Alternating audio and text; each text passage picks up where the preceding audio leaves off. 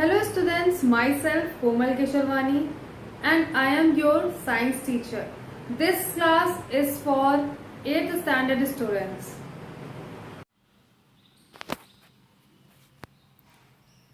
Hello students, welcome back and good morning.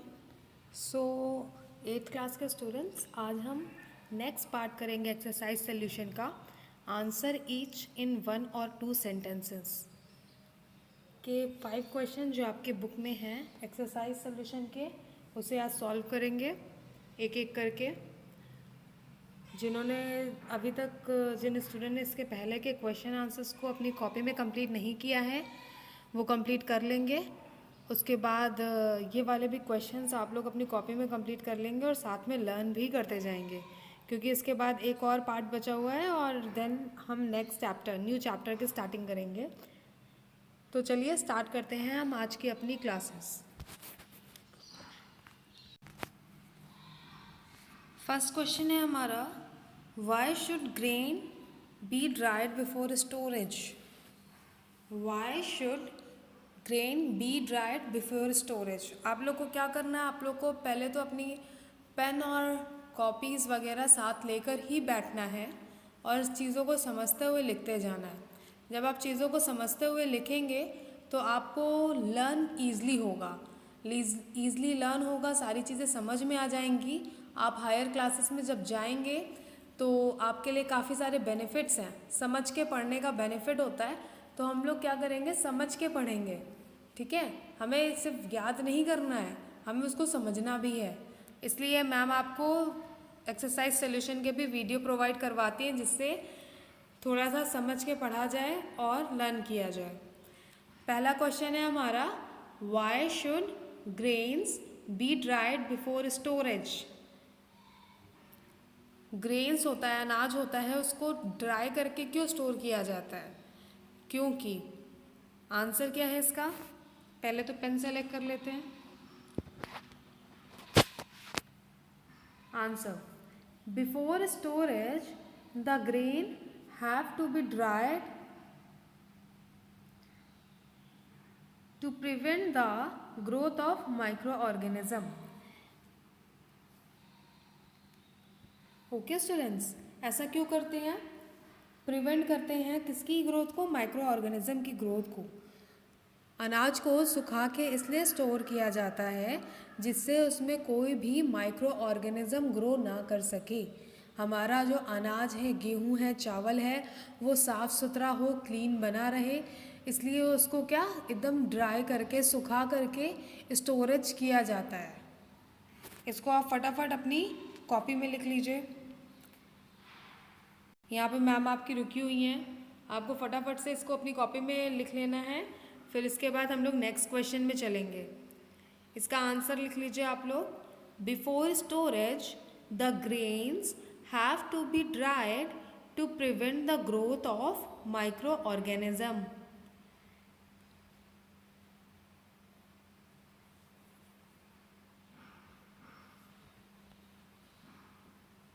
Okay students, तो फिर चलिए हम लोग चलते हैं अपने नेक्स्ट क्वेश्चन में। आई होप कि आपका हो गया होगा, और अगर इसका आप लोग स्क्रीनशॉट भी ले सकते हैं।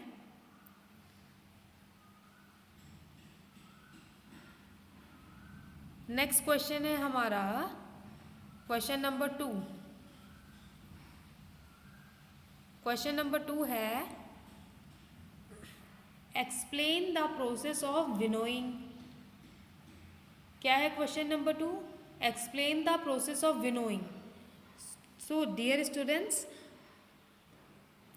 आपकी मैम ने आपको कैसे टीच किया है, बुक से टीच किया है। एक एक पैराग्राफ को बताते हुए आपको एक्सप्लेनेशन की वीडियो प्रोवाइड करवाई है। जिस भी स्टूडेंट ने अभी तक वो एक्सप्लेनेशंस के वीडियो नहीं देखे हैं वो चैनल पे जाके देख सकते हैं। वहाँ पे सारे वीडियो ऐड किए हुए हैं, मतलब एडेड हैं। वहाँ पे आप जाके सारी वीडियोस देख लेंगे, क्योंकि ये जो छोटी छोटी सी चीज़ें हैं एक्सरसाइज सोल्यूशन के जो क्वेश्चन है ये बहुत ईजी हैं। जिस भी स्टूडेंट ने पूरी क्लासेस की है वो इसके आंसर दे सकता है, क्योंकि ये सारे क्वेश्चंस बहुत ही आसान हैं। और जिस वे में आपकी मैम ने, साइंस टीचर ने पढ़ाया है आपको एक एक पैराग्राफ के साथ एक्सप्लेन करते हुए, this question is really very easy. आप लोग खुद से भी कर सकते हैं। ठीक है, तो आपको क्या करना है, आपको इसे तो पहली बात कॉपी में लिखते जाना है, इसलिए मैम आपको इसको सेकेंड टाइम पे एक्सप्लेन कर रही हैं। ठीक है, और उसके बाद इसे लर्न करना है।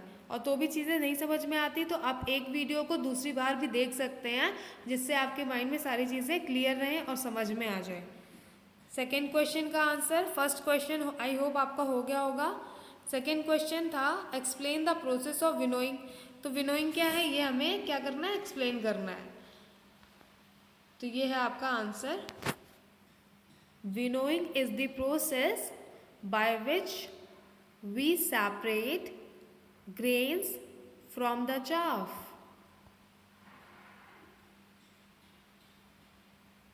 विनोइंग क्या है, प्रोसेस होता है जो हम ग्रेन से चाफ को अलग कर देते हैं, उसी को हम क्या कहते हैं, विनोइंग कहते हैं।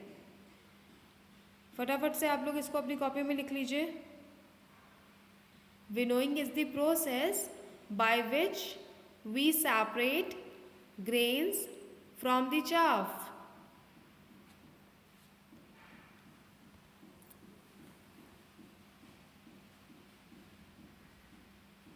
इसके बाद चलेंगे हम नेक्स्ट क्वेश्चन में, question number 3।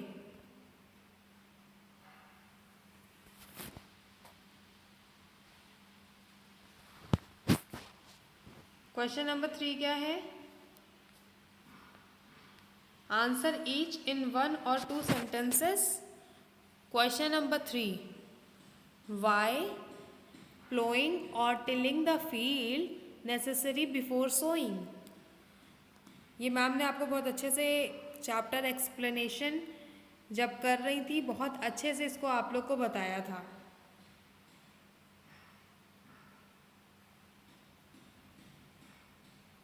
Ploughing and tilling का जो प्रोसेस है वो ज़रूरी क्यों है, आंसर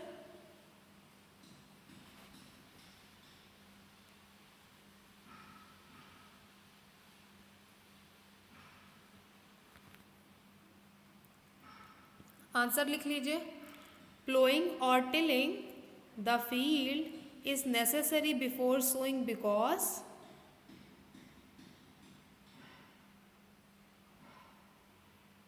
इतना पार्ट तो आपका क्वेश्चन से ही आ गया।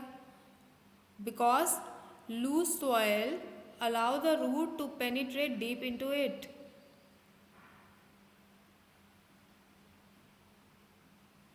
एक बार फिर से आंसर रीड कर दे रही है मैम आपकी। प्लोइंग और tilling the field is necessary before sowing because loose soil allow the root to penetrate deep into it. इसे फटाफट आप लोग कर लीजिए, तो हम चलेंगे अपने नेक्स्ट क्वेश्चन में।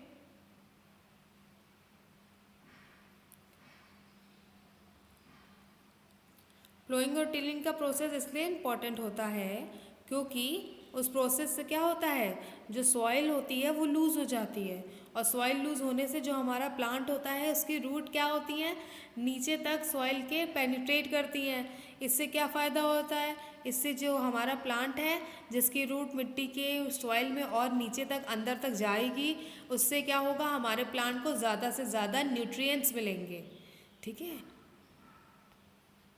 जब हमारे प्लांट्स को ज़्यादा से ज़्यादा न्यूट्रिएंट्स मिलेंगे तो उसकी ग्रोथ क्या होगी, उसकी ग्रोथ बहुत अच्छी होगी। ठीक है, इस आंसर में यही कहने का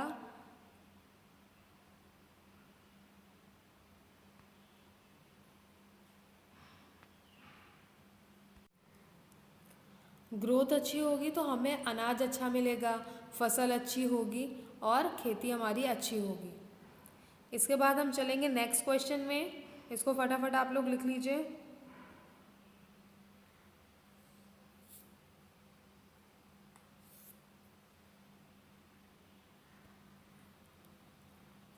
next question,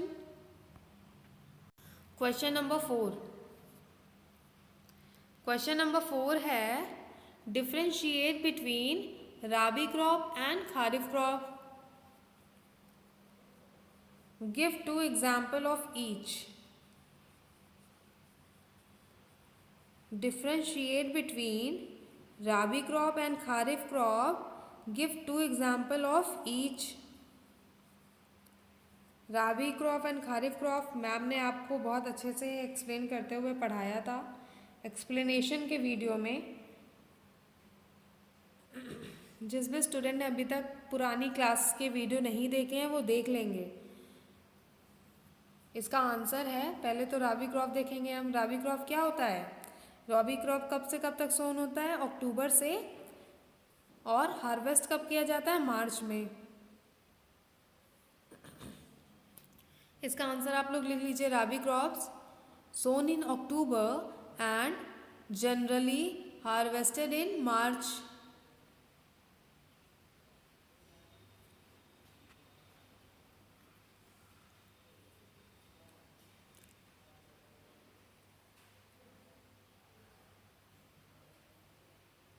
Son in October and generally harvested in March. Example क्या है इसका? Wheat and potato. दो एग्जाम्पल आपको सबका लर्न करना होगा। इसका एग्जाम्पल है wheat and potato.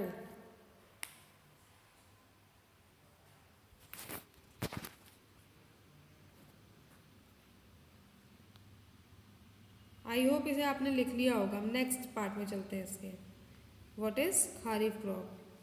Kharif crop क्या है?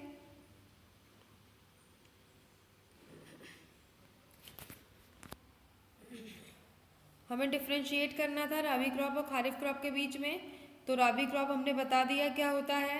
ये है खारिफ क्रॉप। खारिफ क्रॉप क्या होता है? Kharif crop sown in July and generally harvested around,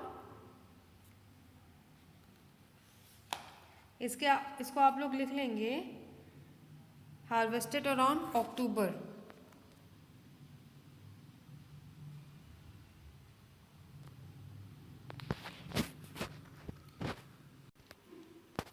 इसे आप लोग लिख लीजिए। ये करेक्शन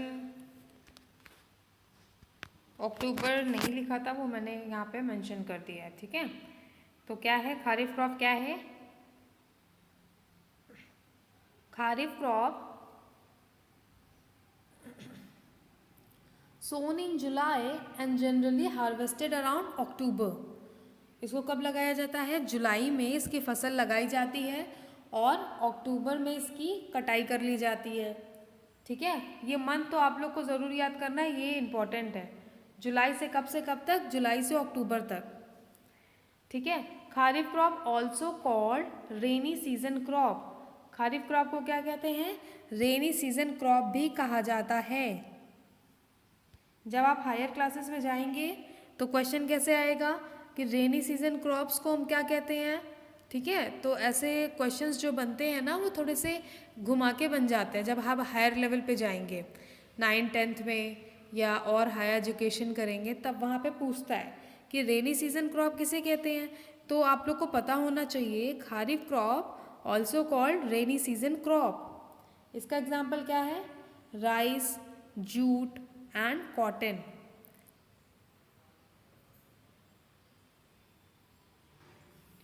इसको आप लोग लिख लीजिए फटाफट अपनी कॉपी में।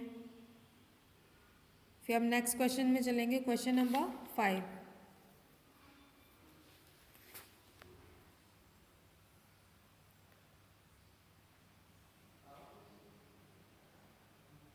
बहुत इजी है लर्न करना, बहुत आसान से आपको आसानी से ये लर्न हो जाएगा। खारिफ क्रॉप क्या है? Sown in July and generally harvested around October. Kharif crop also called rainy season crop. Example rice, jute, cotton. Now question number 5। What are weeds and weedicides?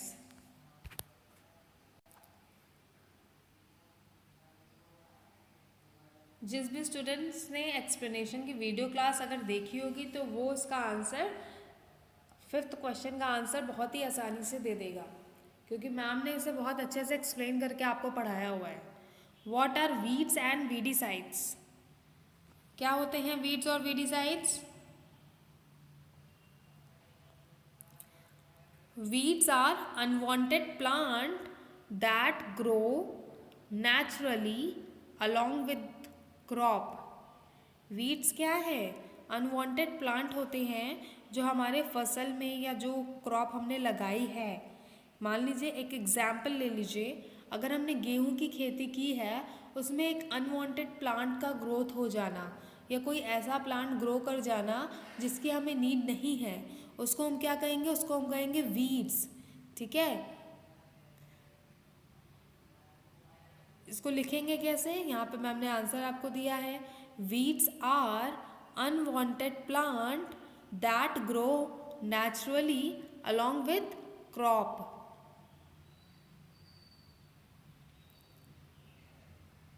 ये हो गया वीड। वीडिसाइड्स क्या होते हैं? Weedicides are the chemical that kill the weed. क्योंकि weed unwanted plant है जो हमारे फसल को खराब भी कर सकता है, इसलिए हमें वीट वाले प्लांट को हमेशा हटाना होता है, अपनी फसल के बीच से उसको हटा देना होता है। ठीक है, तो उसके लिए हम केमिकल्स का यूज़ करते हैं या उसे हाथ से ही काट के हटा देते हैं। अगर बहुत कम होते हैं तो हाथ से हटा देते हैं, लेकिन अगर बहुत ही ज़्यादा नंबर में वो ग्रो किए हुए हैं वीट्स प्लांट, तो उसे हमें क्या करना होता है? उसमें केमिकल्स डाल देते हैं जिससे वो वीट प्लांट ही खाली वो डाई कर जाते हैं। ठीक है, तो क्या है? Weeds are unwanted plants that grow naturally along with crop. And weedicides, weedicides क्या है?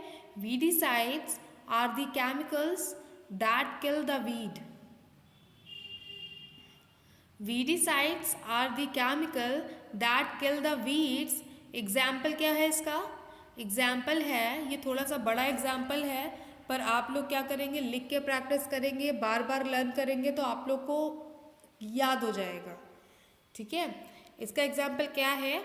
2,4-डाइक्लोरोफिनॉक्सी एसिटिक एसिड।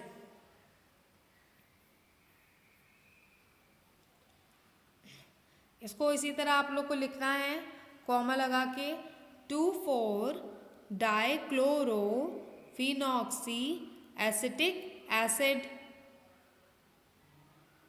फटाफट इस आंसर को अपनी कॉपी में लिख लीजिए।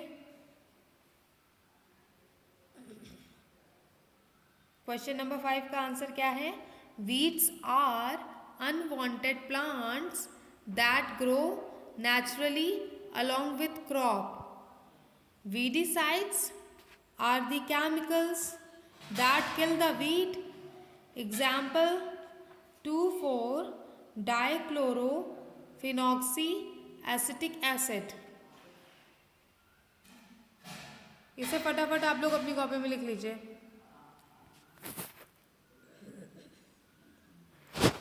इसके बाद स्टूडेंट्स, कल की वीडियो में हम आगे का पार्ट देखेंगे जो कि आपकी बुक में है, answer each in 5 and 6 sentences. ठीक है, ये इसके जो 5 क्वेश्चन है इसे हम कल कर लेंगे और आफ्टर दैट हम नेक्स्ट चैप्टर में जाएंगे, न्यू चैप्टर की स्टार्टिंग करेंगे। साइंस का चैप्टर नंबर 2। क्या है आपका chapter number 2? Micro organism, friend and four.